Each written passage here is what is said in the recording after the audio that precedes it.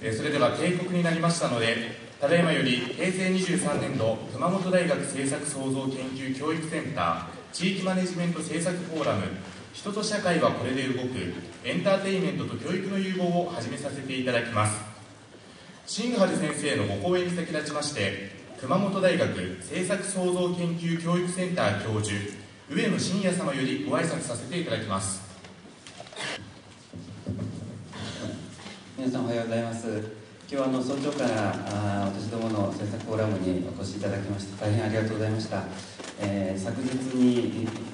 日は防災の政策フォーラムを開催させていただきましたけども、本日はまたアメリカから新春先生をお呼びしまして、新しい社会を作っていく、あるいは組織を作っていく、こういう取り組みについてのお話を伺う機会を、私ども持てること、とっても幸せに思っております。またたくさんの市民の方、学生の皆さん方ご参加いただけますことを大変ありがたく思っております。私どもの政策フォーラムは政策創造研究教育センターが6年前にできました時から開催させていただいております。熊本大学ではさまざまな地域課題、あるいは国際的な課題についての研究を進めております。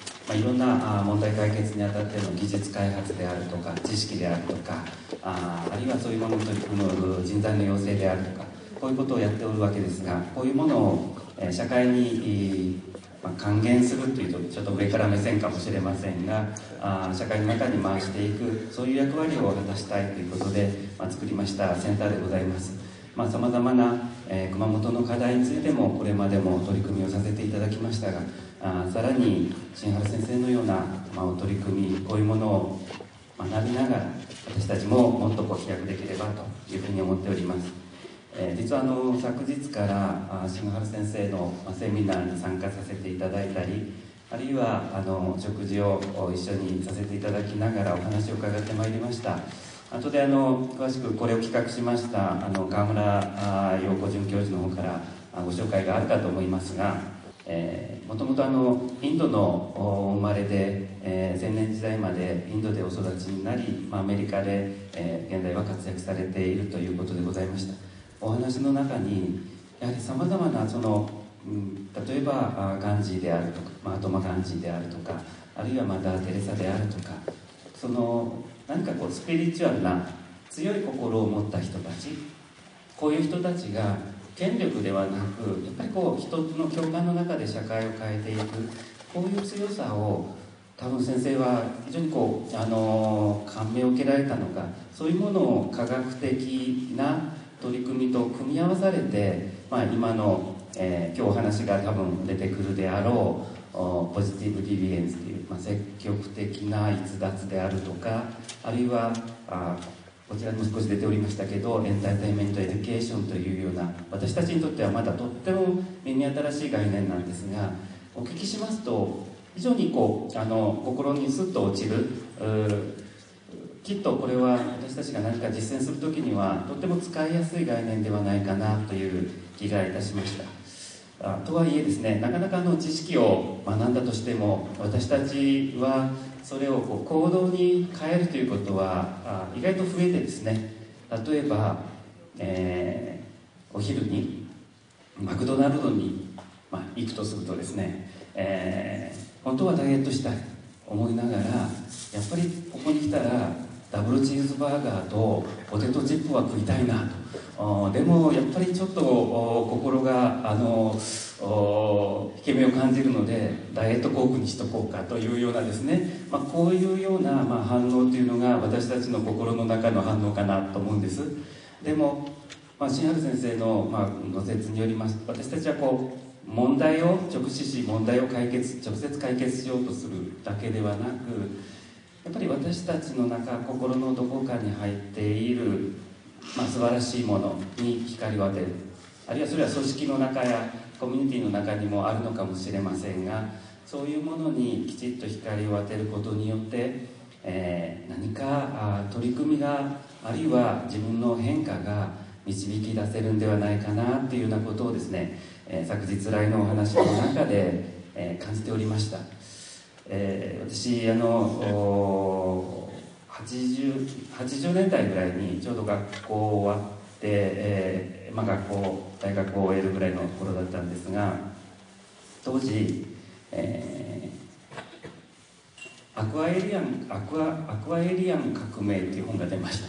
でアクエリアン・コンスピラシーっていう英語の本なんです。英語名の本なんですが、マリリン・ファーガソンという、女性の作家が書いた本でした。何を、この本は80年代の当初ですね言ってたのかっていうと、ちょうどサッチャー改革があり、福祉国家体制が変化しなくちゃいけない、経済成長が止まっていく、こういう時代にやはり人々の中に何人かの方々は社会を変えなくちゃいけない、私たちはこのままでは良くないんだというような気持ちを持っている方がたくさん社会の中にいらっしゃった。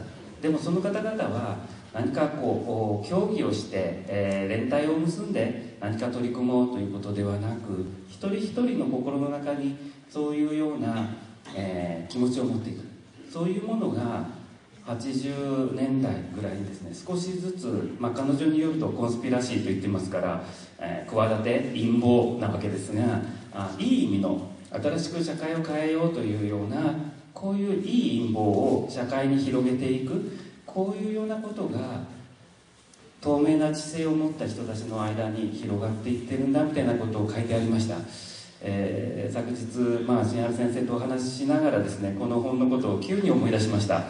そんなに今あの本のことを知っている方いらっしゃらないのかもしれませんけども、やはり現代21世紀のこの現代になっても私たちが直面している問題っていうのはなかなか深刻な問題ばかりですが、でも、絶望することなく、さらに私たちの社会を良くしていく、自分が所属している組織の中でいい仕事をしていく、自分自身をさらに社会の中で役に立つ、貢献できるような存在にしていく、こういう思いを持っている方たくさん今日ご賛同いただいていると思います。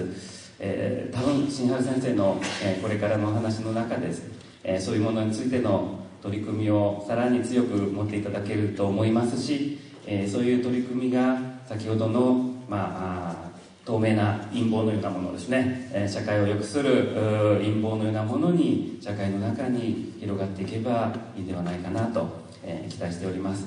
少々個人的な話も含めまして長くご挨拶させていただきましたけども、今日一日、どうぞ新原先生のご講演、お楽しみくださいませ。どうもありがとうございました。ありがとうございました。続きまして熊本大学政策創造研究教育センター准教授川村陽子様より本日の講師の紹介をさせていただきます。おはようございます。本日は師走のお忙しい時期に地域マネジメント政策フォーラムにお越しいただきまして本当にありがとうございます。私から僭越ながら新原先生のご紹介をさせていただきたいと思いますが、その前にですねちょっとご紹介しておきたいのが本日司会を務めてくれるのが熊本県立大学4年生の宇田道隆さんです。今実は私たちもエンターテイメントエデュケーションの手法を使って青少年の性教育のためのラジオドラマを作っています。でそのライターズチームの中で中心的に頑張ってくれている学生さんの一人です。よろしくお願いします。で通訳は西庄ひろ子さんにお願いしています。よろしくお願いいたします。すみません。そうしましたら新原先生のご紹介をさせていただきます。先生は現在テキサス大学エルパソ校のサミュエル・シャーリー・エドナ・ホルト・マーストンコミュニケーション学寄付講座の教授でいらっしゃいます。またアーカンソー大学に前クリントン大統領が創設された公共サービス学部のというのがあるんですけれども、そこの特別、研究者でもいらっしゃいます。実は他にもですね、国連大学や世界各国の高等教育機関で職を兼任されておりますし、本当に著書論文もう本当に数えきれないぐらい出ているんですけれども、ご専門はコミュニケーション学です。しかし、ワークとして取り組んでいらっしゃるのは保健とか公衆衛生をはじめ広く社会開発に関する研究と実践です。で、世界中で大きなインパクトを生んでいらっしゃる方だと思っています。で、先日お話を伺ったところ、世界80カ国を旅されたことがあるそうなんですが、その多くはその先方からですね、お手伝いに来てくださいという SOS を受けて行かれるものがほとんどなので、そう考えるとすごくどれだけ世界から引っ張りだこの方かっていうのがお分かりいただけるかと思います。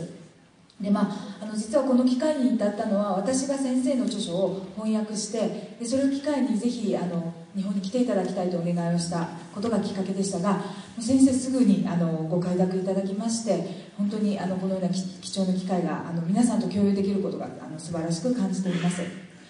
で、ですね、実は先週から私は先生と同行させていただいているんですが、もうその中で私を含め多くの方が感銘を受けているのを目にしてきました。で、この場でもぜひ皆さんとそのような感動とか思い、そうですね、を共有できると素晴らしいかなというふうに思っております。で、最後にですが、この機会は日本学術振興会の、招聘事業の助成を受けていることを申し添えておきたいと思います。本日は本当にありがとうございます。そうしましたらシンガール先生、Please come。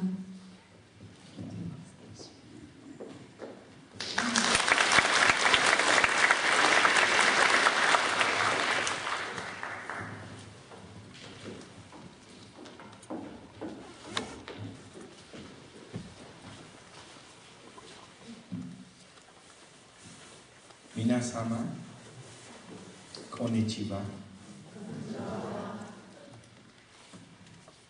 ありがとうございます。Thank you, Kawamura Sensei, for your wonderful introduction, and also to Wen Sensei for the introduction to this session. With your permission, as opposed to standing behind the podium, I thought I will fully expose myself. And also, with your permission, I would like, during the conversation time we have, to tell a few stories, because the session today is really about the power of storytelling, the power of stories to create new possibilities and new realities. When I was a little boy, my grandfather, who worked in the Indian freedom movement, told me lots of stories about India's freedom struggle. And he told me lots of stories about Mahatma Gandhi. And those stories had a profound influence on me. And there were thousands and perhaps millions of grandfathers in India who were telling millions of grandchildren these stories to inspire them. I would like to share with you two small stories which had a very deep impression on me. So Mahatma Gandhi, as we know, he held no political office. He was not the Prime Minister of India, nor was he the President. He was not an emperor. He was not a king. He was not a commander of any army. He was not a reputed scientist. He was not a reputed painter or artist. He was no Pablo Picasso. He was not particularly handsome or good-looking. He would have not won a beauty contest. He was 5 foot 4 inches tall, 110 pounds, about 48 kilograms. So a man like Mahatma Gandhi, who didn't really have anything spectacular about him, yet we in India call him the Mahatma, which means great soul. So why is he called a great soul? This is a question that we should ask ourselves. So here's the first story about Gandhi, why we call him the great soul. He qualified as a barrister or as an attorney in England. So he was very qualified in terms of his professions. But in his later life, the last 50 years of his life, he lived like a poor man. He dressed like a poor man. He ate like a poor man. And this was all voluntary. He spun his own cloth. He grew his own food. He lived in a community of poor people.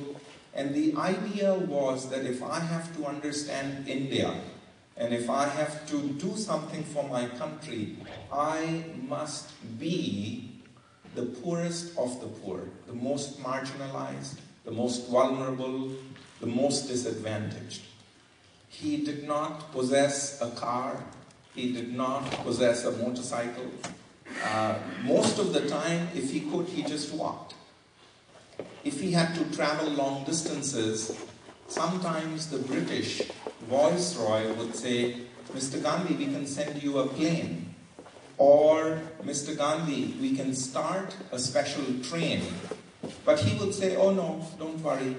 I will take the slowest train in which most Indian people travel, and I will travel third class. So he was the father of the Indian nation. He was called Bapu, which means loving father. But he traveled by the slowest train, not Shinkansen. And he traveled third class, not first class. So many of the Indian people who cared for him, who respected him, would say, Bapu, father, please, please, why don't you travel first class? And he'd say, no, I will travel third class. So people would ask, Bapu, why do you travel third class? Please explain to us, why do you travel third class? And he would say, you know, I travel third class because, as you know, there is no fourth class. So when I hear a story such as this from my grandfather, and when I read a story such as this, or if I see this story on television, or if I hear this story on radio, it can have a very deep, deep influence on me. Allow me to tell you a second Gandhi story which had a deep influence on me. And as we go further, we will reinforce certain points. When India became independent in 1947, it split into two countries, India and Pakistan. India was a country where most of the Hindus lived, and Pakistan was where most of the Muslims lived. And that created a lot of tension between Hindus and Muslims, because they had to move from one country to another. And there was a lot of violence as people moved, because they had their anxieties and their frustrations. This violence deeply pained Mahatma Gandhi. He was very sad that a human being would kill another human being just because now boundaries were divided. So he, wherever there was the worst violence, wherever there was the most number of killings, he would go there without bodyguards, with no weapons, as a one-man peace army, as he called it. So in one of these visits to a violent area, a man came to see Mahatma Gandhi, and he said, Bapu, I am going to hell. I have done such bad things that I am going to hell. So Gandhi asked him, my son, what have you done? Why are you so upset? And he said, I have killed a baby with my own hands. And the man began to cry, and he broke down, and he was sobbing. And he said, I am going to hell. I did such a bad thing. I killed a little baby with my own hands. So Gandhi asked him, why did you kill the little baby? And he said, I killed the little baby because they killed my baby. He said, the Muslims killed my baby. And I, as a Hindu, had to kill a Muslim baby in revenge. But I am going to hell. I am so sad that I had to do this with my own hands. And he said, there is no redemption for me. I am going to hell. Nobody can save me. I am going to hell. I have done something which is so bad. I am going to hell. And Gandhi said, come, my child. There is redemption for you. There is something you can do. There is something you can do which will make you not go to hell. And the man said, what? What? How can I save myself? There is no way I can save myself. So Gandhi said, listen to me carefully. He said, I would like you to find a little child whose mother and father have been killed. And I would like you to adopt that orphan child. But there are two things that you have to remember. First, make sure that the child that you adopt is a Muslim. You are a Hindu man, you should adopt a child that is orphan and that is a Muslim. And then the second thing, and this is even more important, be sure to raise this child as a Muslim. So there is a way out. There is another possibility. So I start with these two stories because the point that we want to make is that stories have power. Stories can create possibilities when it seems that things are stuck. And so many of our social issues and problems seem stuck. And so we, who study entertainment education, believe that by entertaining, engaging stories, we can unstuck some problems. We can create some possibilities of change where there were none. So entertainment education is about stories of possibilities. And now I want to give you two concrete examples of how we have used the power of storytelling to make a big difference at the level of society using the mass media.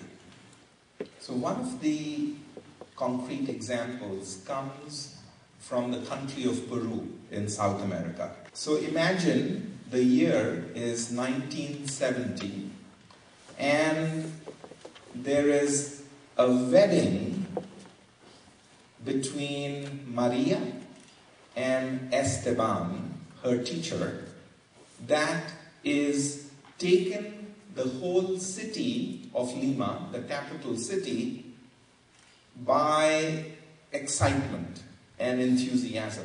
This is a wedding that everybody wants to go to. This was the biggest wedding ever planned or unplanned in the city of Lima. Only about 10,000 people who didn't even receive invitation cards, dressed in their best clothes, carrying gifts for the bride and groom, arrived outside the church where this wedding was going to be held. And people came with gifts, they bought flowers, flower shops in Lima ran out of flowers. This was something which they had looked forward to for a very long time. There was only one puzzle. There was only one wonderment. And that was that this wedding was not a real wedding. It was the wedding of two characters who were on a television show called Simplemente Maria. So 10,000 real people wearing real formal clothes with real gifts, with real flowers, show up for a fictional wedding.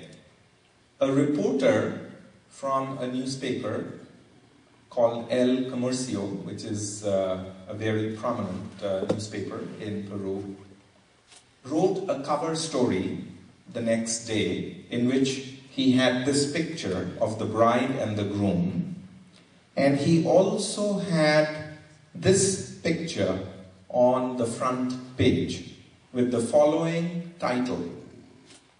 So the question for researchers, those who study storytelling and media storytelling, was how could this happen? This is so strange. This is so bizarre that real people will show up for a fictional wedding.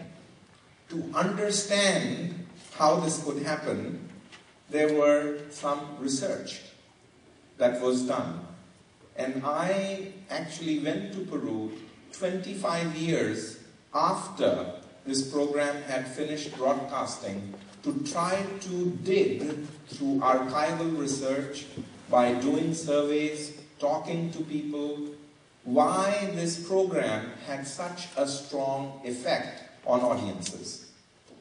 So first we have to understand the story of Simplemente Maria, this television soap opera that ran in Peru for 2 years, between 1969 and 1971. The story of Simplemente Maria was the story of Maria, this beautiful young woman who grew up in the Andean mountain range and migrated in search of work to the capital city of Lima.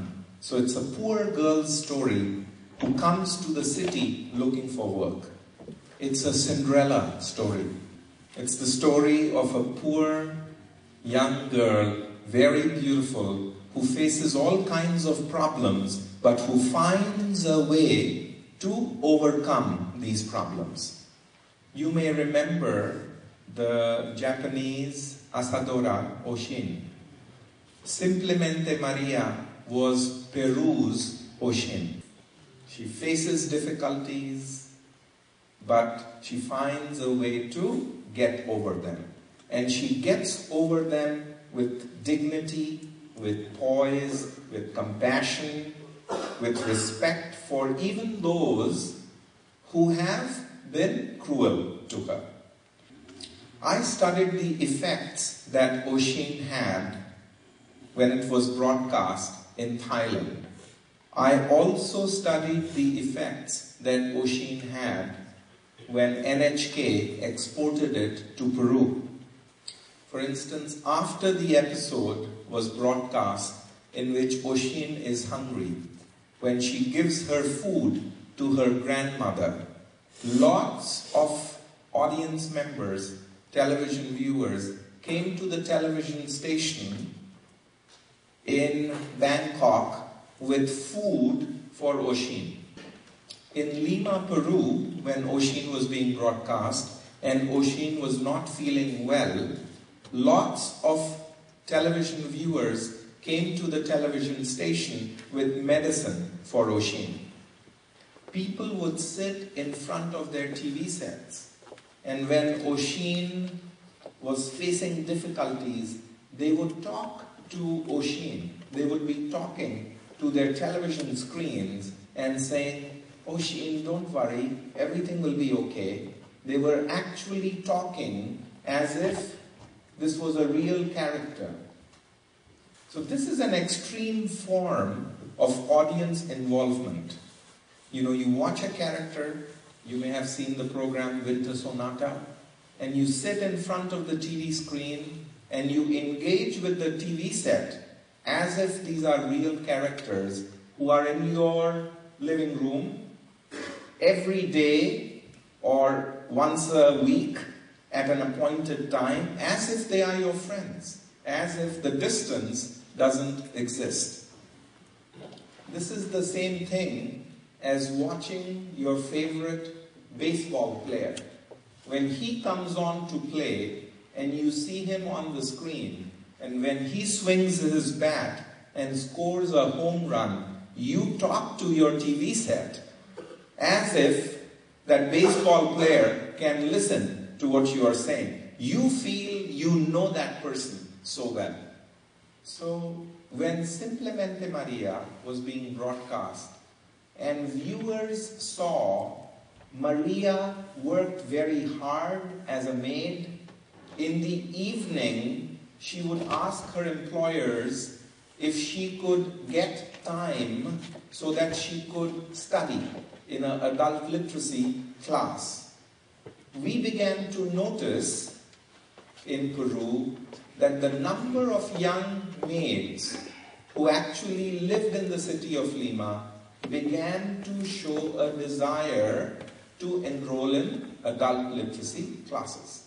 The Ministry of Education see how young women who come from migrant areas are suddenly desiring to enroll in adult literacy classes. The Ministry of Education starts several new programs riding on the popularity of Simplemente Maria so that they could encourage even more young women to enroll in literacy classes.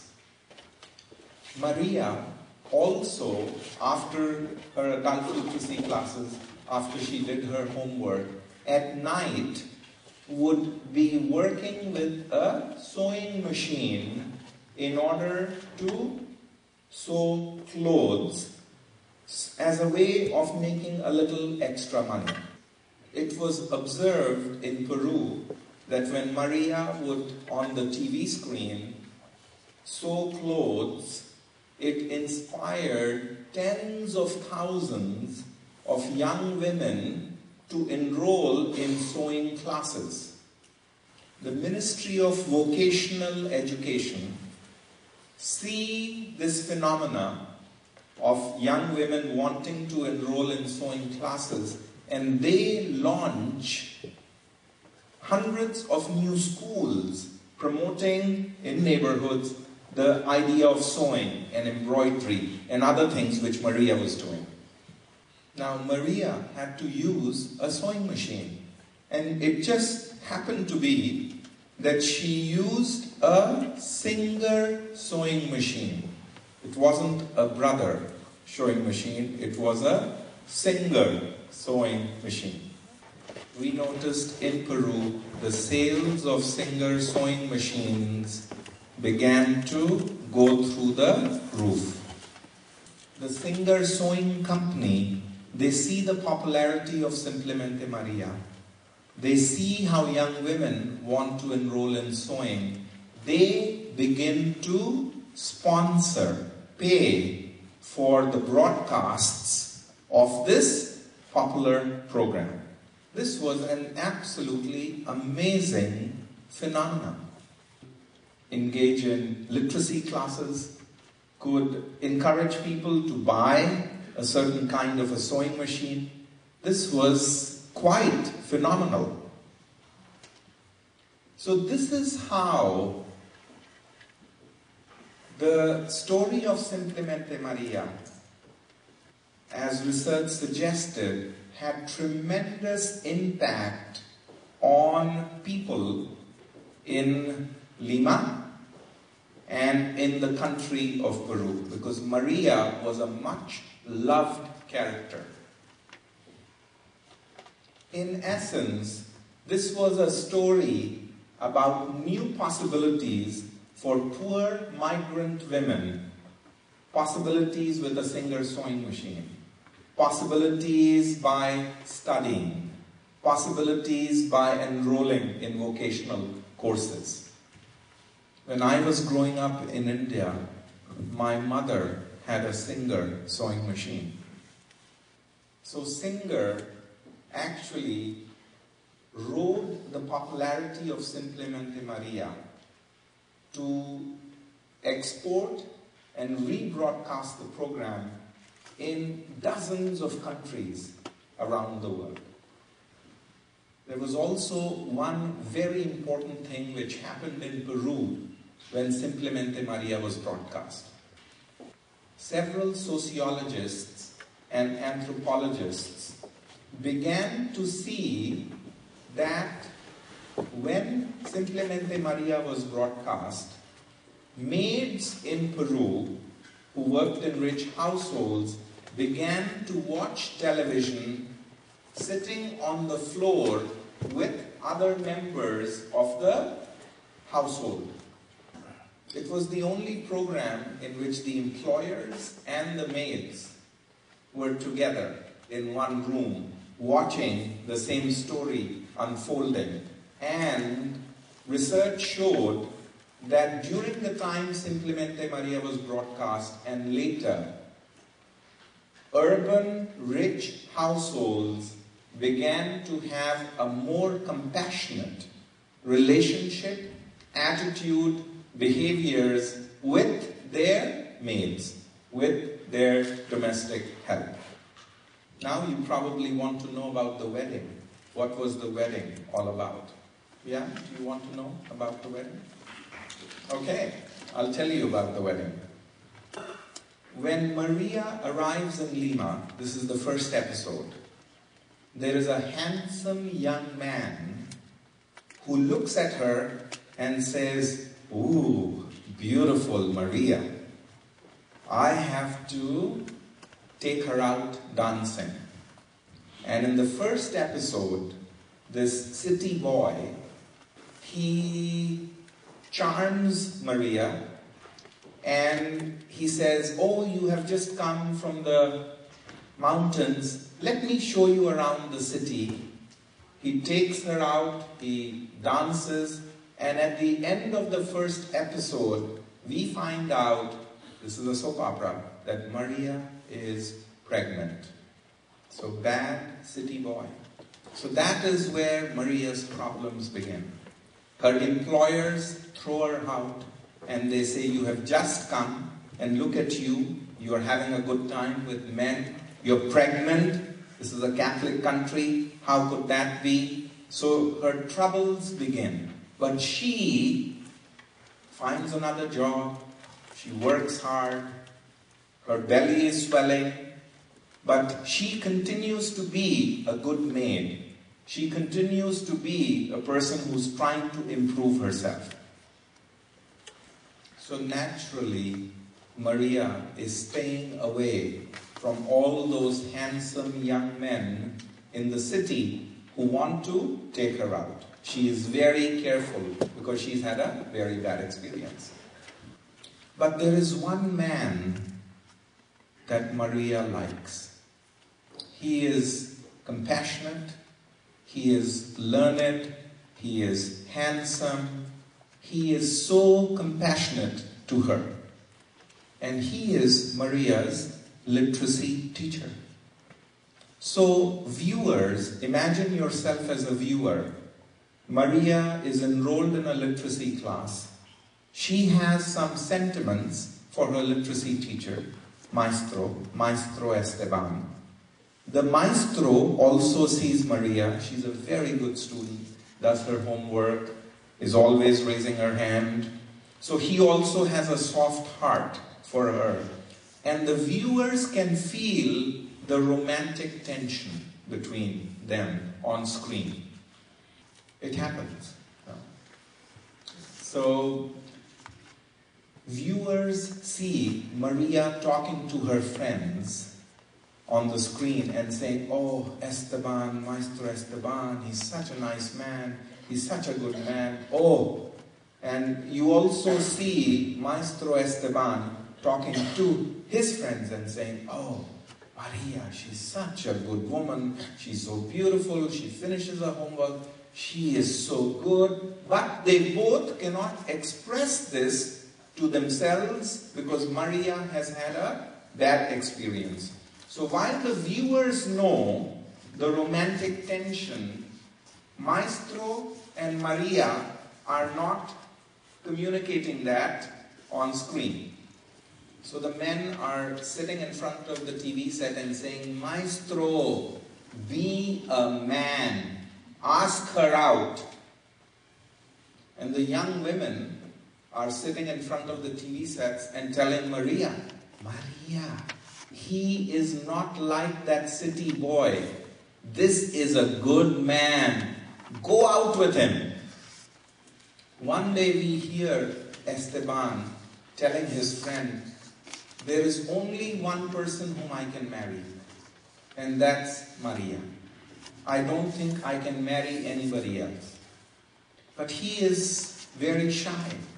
He's afraid of asking because Maria now has a son from the encounter that she had with the city boy. So he is very careful. He wants to ask her, but he does not. Which means men are saying, come on, be a man, ask her. Time goes by, as it can in a soap opera.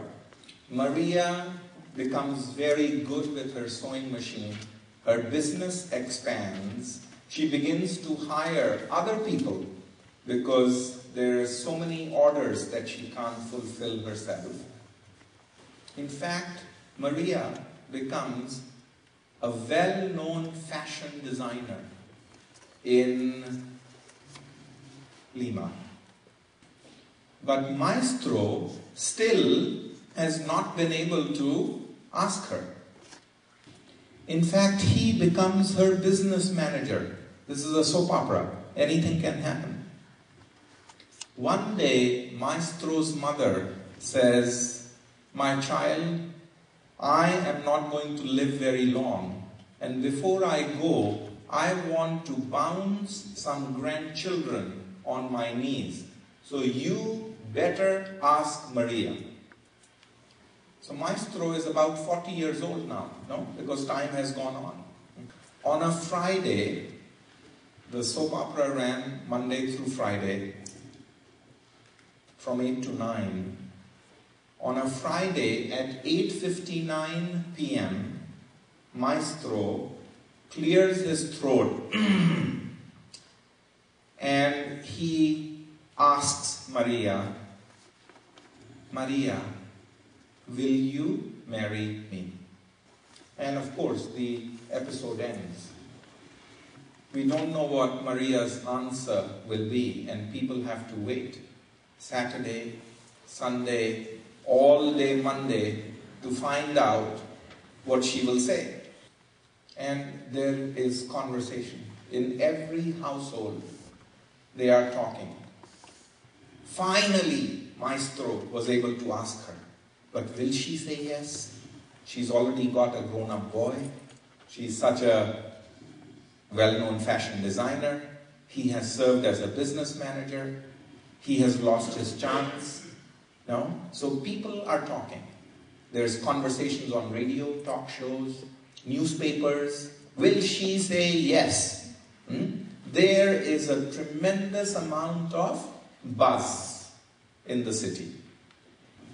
So on Monday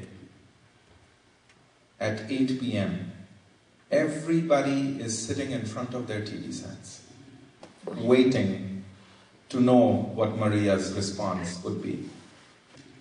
And Maria finally says, "Sí, Maestro, sí. Yes, Maestro, I will marry you." So the wedding is announced. And somehow people find out where the wedding will be filmed.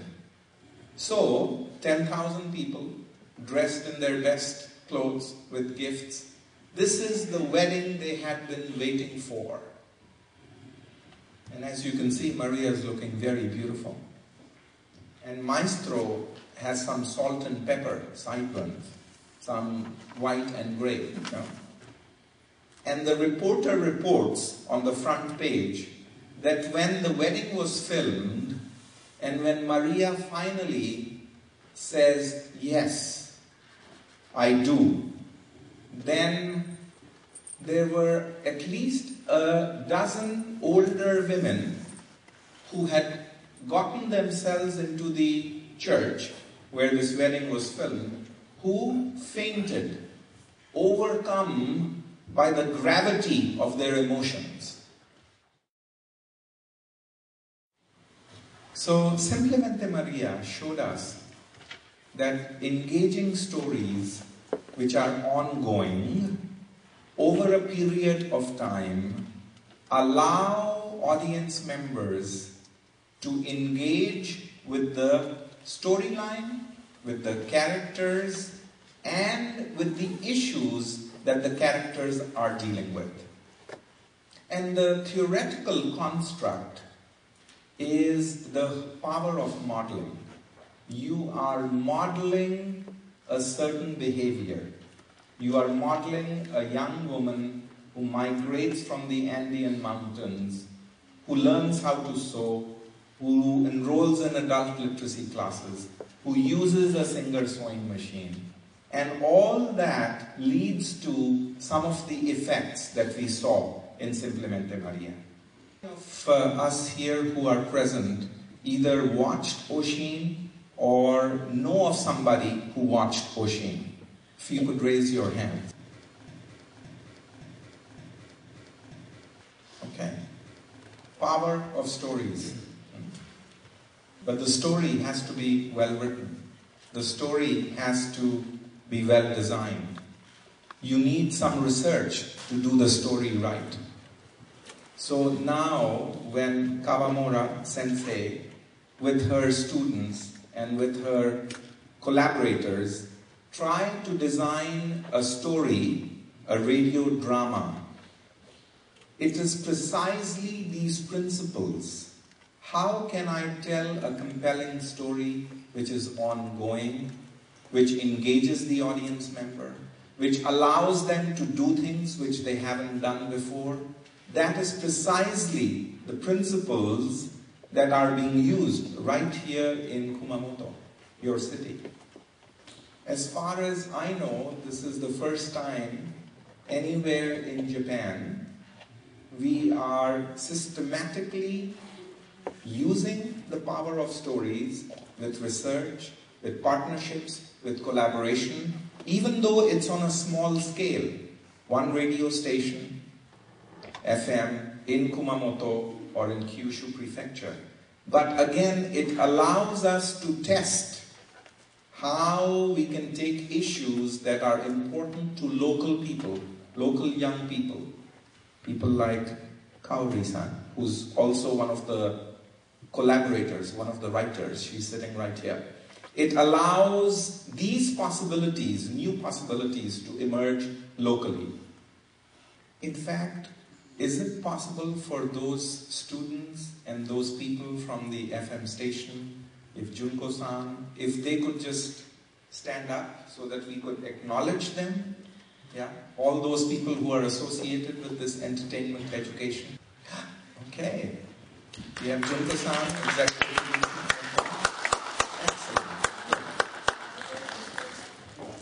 Excellent. Congratulations. Yeah. So we are very interested in seeing how this story pans out in Kumamoto. I'll be very keen to see how it's a very good plot, I hear. It's a story about young people and the problems they face and the solutions that may be possible. Now I would like to give you another example of how we designed an entertainment education strategy in South Africa. And this one I will go through somewhat more quickly because you have begun to understand some of the principles of entertainment education. In the year 1998, I was invited to South Africa, and then I worked with our collaborators over a period of 2 years. I was going back and forth on an entertainment education program to address a very difficult issue. The issue was domestic violence. Why is domestic violence such a difficult social issue? Because the stories are stuck. You remember we talked about the possibilities that entertainment education can have to create openings where there aren't any. Domestic violence is a very difficult issue because the stories are stuck. And I'll tell you how they are stuck. So let's try to understand what happens in domestic violence. First of all, it is not just the health issue for an individual. When somebody is abused, let's say a woman or a child or a senior, it affects the harmony of the entire family. It is not just about the physical health of a person or persons, but it is also about the emotional, psychological health of the person or the entire family. And what is most insidious, or what is the worst thing about domestic violence, is that it happens in a space, the home, which we typically look upon as being a place of security, of safety, of shelter.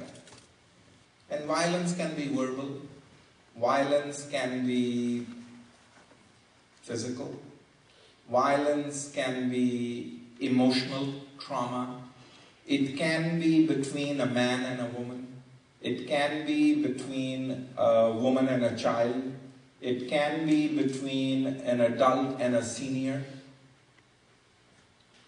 So we begin by first doing research, trying to understand what is the context of domestic violence.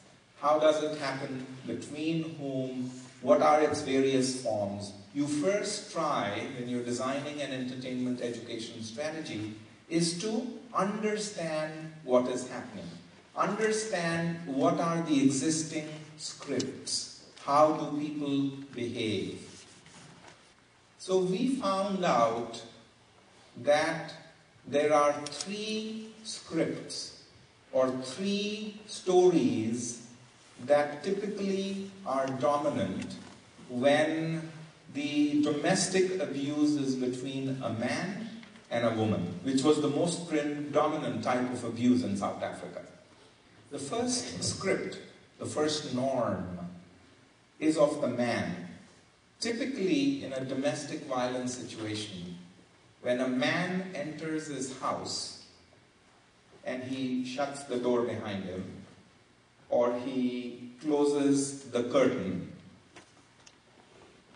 at the slightest provocation, if his wife is not there at home, or if the food is cold, or maybe if there is too much salt in the food, in the privacy of his home, the man thinks he has to be in control. He is the captain of the ship. So he feels that he is the captain. He has to put the woman in her place. And if the woman says, "Why are you getting angry at me?" then he looks at that as a sign of disrespect. And that gives him permission in the privacy of his home to become abusive, physically and verbally. So the man lives that story. He enacts this story. I am in control. I will put her in her place. She needs to respect me. Okay, now let's try to understand the woman's story. How does she feel in a domestic violence encounter? A woman feels completely helpless. She feels very insecure in her own home. She dreads the moment when her husband gets angry and dreads the moment when his hands or his feet begin to move. She wants help. She doesn't like to be abused, but she cannot ask for it. So think about, why can't a woman in South Africa or a woman anywhere in a domestic violence situation, why can't she ask for help even though she wants it? Because the woman has been told that she has to keep the harmony of her home. So the man is told, put her in her place. The woman is told by her mother, endure, it'll get okay. Maintain the harmony. You have to do it for your children. So the two stories are stuck. The man in control, the woman helpless, the woman wants help, cannot ask for it. The man feels that he can do anything he wants, and this cycle of domestic violence goes on intergenerationally, because children learn these scripts from what they see. Now there is another script, and that is of friends and neighbors. If you live in a township in South Africa, let's say black people, where houses are very close together, the neighbors and friends almost always know what is going on. Domestic violence is loud. There are things which are thrown. You hear screams. Also, there are visible signs. A woman with a black eye. You can tell. Neighbors know, friends know what's happening. So do the neighbors do anything to intervene? Do they stop the domestic violence? What do you think? Do they step? No. And why don't they? Because they say this is a private matter between husband and wife. So the story is completely stuck from all sides. The man in control beats her, the woman helpless, wants help, cannot ask for it. The neighbors, they know what's happening, they want to help, but they don't. It is a terribly stuck story. So how do you unstuck this story? How do you create a possibility of change when things are not changing? How did we do it in South Africa? How did we create new possibilities? So we had a popular television drama, Prime Time, which showed a storyline, one of the storylines, which ran over several episodes, over several months, in which there is a man, Tabang, teacher, respected, but with a very short fuse. He abuses his wife in the privacy of his home. His wife wants help. She cannot ask for it. The neighbors and friends know what's happening, but don't do anything. We show the story as it is first, in a very engaging, entertaining manner, over a period of several months. So we build up a drama where the cycle of violence escalates, where the man is getting increasingly more and more abusive. The woman wants increasingly more help and support, and the neighbors want to do something but they just can't. We build it up. And then one day when the man is so angry because his wife has served him with a court notice, he is so angry and he's about to beat her, and everybody is very tense. Something changes. This time the neighbors don't stay inside of their homes. They come out of their homes. And not one neighbor, but dozens of neighbors come out of their homes, and they come out of their homes with pots and pans. And while the man is about to beat his wife in the privacy of the home, the neighbors stand outside the abuser's home and begin to bang their pots and pans. Now, pots and pans make a lot of noise, especially if there are dozens of neighbors. Pots and pans are available in every household. And think about it, what has happened?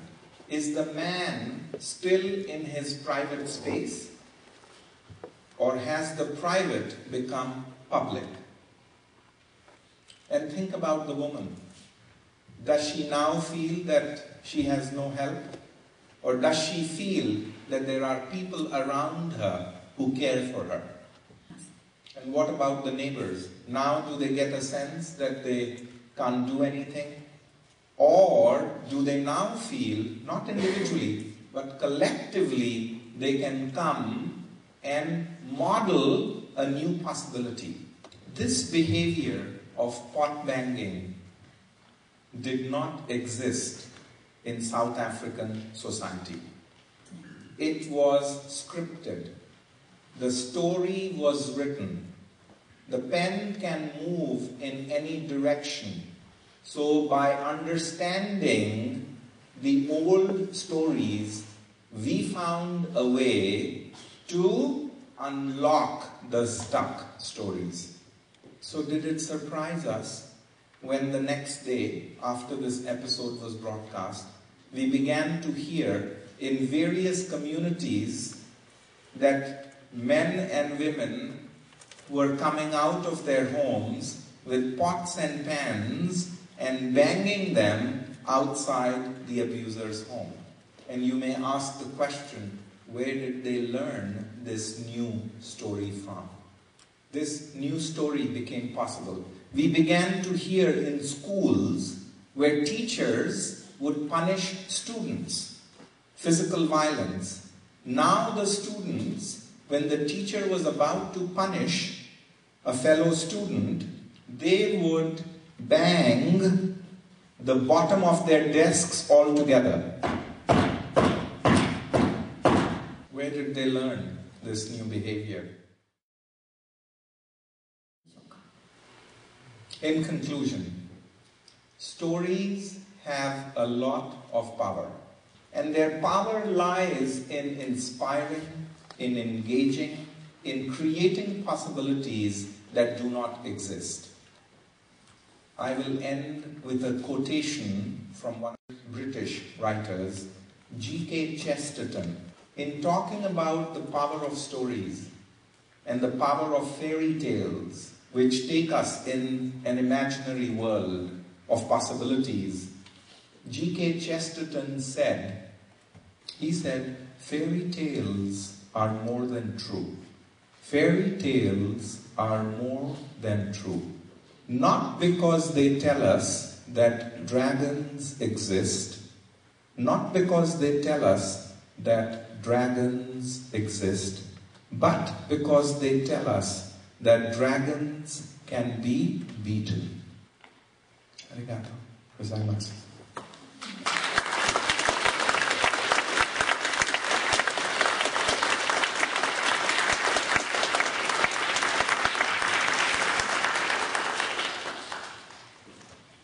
Arigato gozaimashita. Okay, sir. Thank you.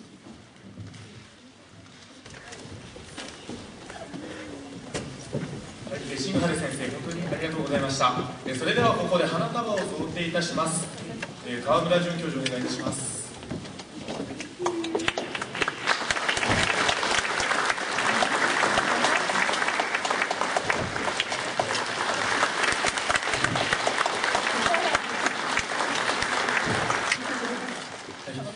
それではこれをもちまして、平成23年度熊本大学政策創造研究教育センター地域マネジメント政策フォーラムを閉会いたします。